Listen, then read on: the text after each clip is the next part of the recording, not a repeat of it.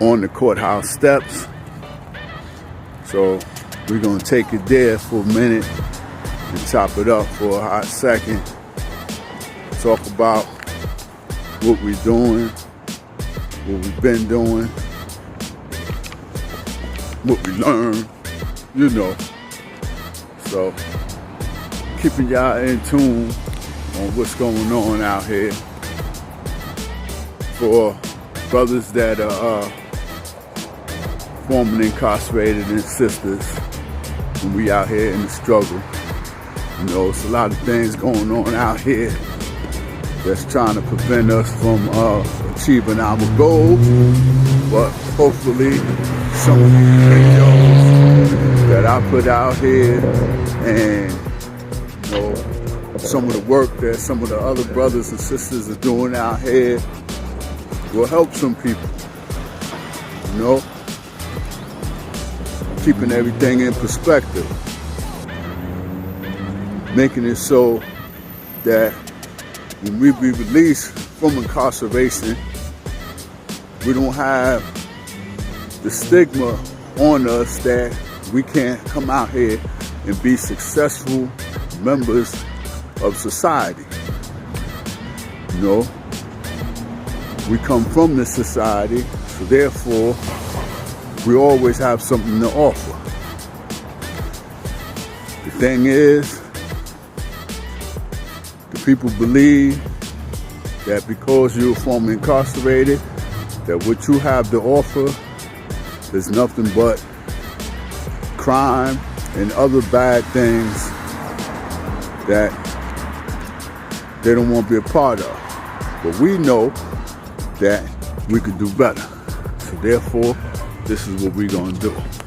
Or recraft that in a way that it could be beneficial for people that are incarcerated and give them some kind of incentive to do the right thing, to participate in these programs, to work harder while they're in there, going to school, getting educated, things of that nature. So that when it's time, all this, how can I say, risk credit will add up to something. Because in the current state, as I stated before, it adds up to nothing. 5 days a month. What's that gonna do for somebody that has 40, 50, 60 years? Nothing. The average person that's incarcerated these days, they're averaging 20, 30, 40, 50 years. Nobody's coming in there with 5 years, 10 years no more, unless they're doing minor petty crimes and they've been doing these type of crimes for a while. Most of these people are people that really need help with their addiction, not prison. But because the system has failed, what they do is they lock them up also, even though they might be addicted to drugs, alcohol, or whatever the case may be. You know, all these new drugs that they have out here these days. You know, right now I've seen people that are on prescription drugs, Oxycontin, Codone, and whatever other you know, perks and all this stuff that they be talking about out here. And for a person like me to see this, it's like, okay, this is what it is. People want to get high every day, and then you want to go to jail, and now you want to clean yourself up, and there's nothing to help you get cleaned up. Yeah, they have NA and AA in prison. You know, they have that in prison forever. But that's not helping. You know, I mean, once you're locked up, you're really away from a lot of the drugs and the chaos. Yeah, they have drugs in prison, they have alcohol in prison, but it's not the same. It's not accessible as it was back when I served time, when I first was incarcerated, you know, over 30 years ago. You know, then it was like the streets. same way you come out here and you find drugs and legal drugs out on the street, that's the same way you find it in prison. But now, prison is more of a dry state, meaning that they don't have too much access to all these drugs and things of that nature, which is a good thing. But the bad thing is they're not getting the help that they need. This is why I came home and I started Guided by Purpose Reentry Initiative with my brother Brian Love Jordan and my other brother Calvin Darkmont Johnson. And we used to have these conversations all the time about how we could help and how the prison system's not helping and how a lot of the politicians and lawmakers are not helping, because we was there. You know, we was there for decades. You know, 2-3 decades. And when you're in one space for that amount of time,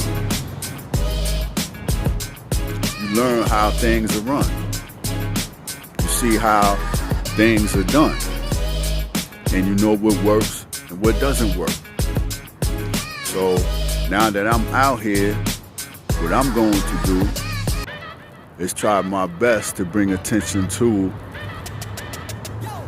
these failed parts of the system, see if I can assist in trying to help fixing them,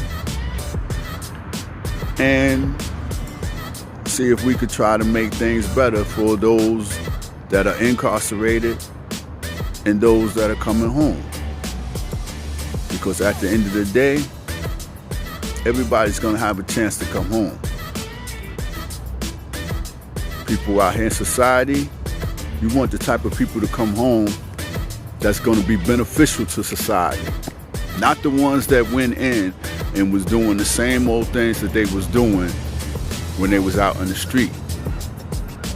If you don't stand up and demand that you have programs like the SCRIPT program that my brother Edward Andrews runs, Guided by Purpose Reentry Initiative programs. These are the type of programs that are run by former incarcerated people that know what's going on behind the wall. And if you want to help, all you have to do is contact these organizations. Step up these organizations, these people, myself as Vice President of Guided by Purpose Reentry Initiative. I will assist you and show you the things that are needed for the formerly incarcerated to make it out here. We need all hands on deck. We need businesses to hire former felons. We need schools to allow former felons to come and attend their schools where they could get higher education. We need programs that's going to assist brothers and sisters when they come home to get on a better path and a better track. All these things are needed because we out here. And we don't want to say that we out here and we can't get a job. We don't want to say that we out here and we can't get help because we got some type of addiction. We don't want to say that we out here and that nobody's not trying to show me the right way or trying to assist me when it's time for me to get an apartment or even get a house. So if you are interested in helping and assisting, reach out to these programs.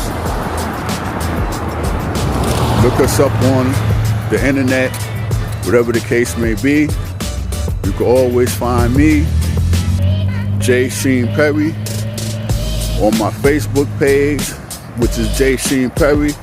You also can link on to my other Facebook page, which is Guided by Purpose social justice group, where I talk about a lot of things that's going on in the system, out the system, around.